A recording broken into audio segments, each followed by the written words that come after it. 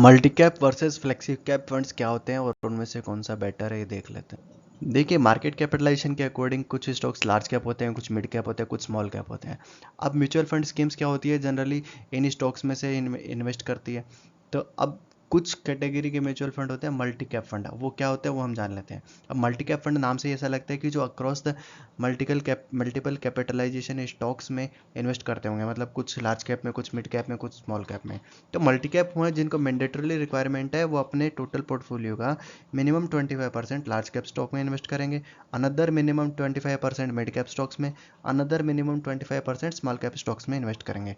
इस तरह से मिनिमम 75% उनका 3 पार्ट में डिवाइड हो गया। रिमेनिंग 25% वो इन्वेस्ट कर सकते हैं अपने एक्सपीरियंस, अपने रिक्वायरमेंट, अपने रिस्क एपेटाइट के हिसाब से किसी भी कैपिटलाइजेशन वाले स्टॉक्स में।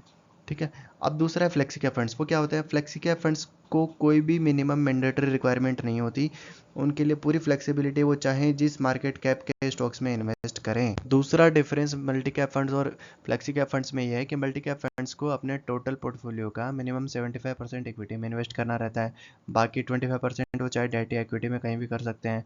जबकि फ्लेक्सी कैप फंड्स को मिनिमम 65% ही इक्विटी में इन्वेस्ट करना रहता है, रिमेनिंग 35% वो चाहे डेट इक्विटी में कहीं भी इन्वेस्ट कर सकते हैं। अब दोनों में डिसाइड कैसे करें कि कौन सा चूज़ करना है। सी मल्टी कैप फंड में तो ये हो गया कि मिनिमम आपको 25% लॉन्ग में भी रखना है, लार्ज में भी रखना है, मिनिमम 25% मिड में भी रखना है, मिनिमम 25% स्मॉल कैप में भी रखना है। लेकिन फ्लेक्सी कैप में फ्लेक्सिबिलिटी है। अब एक्चुअली में क्या हो रहा है, एक्चुअली में ये हो रहा है कि फ्लेक्सी कैप फंड्स में ज़्यादातर टिल्ट हो रहे हैं वो लार्ज कैप फंड्स की तरफ से। मतलब फ्लेक्सी कैप फंड्स में 60 70 80% तक उन्होंने लार्ज कैप फंड्स में इन्वेस्ट किया हुआ है और केवल थोड़ा ही मिड कैप में और उससे भी थोड़ा स्मॉल कैप में इन्वेस्ट किया हुआ है।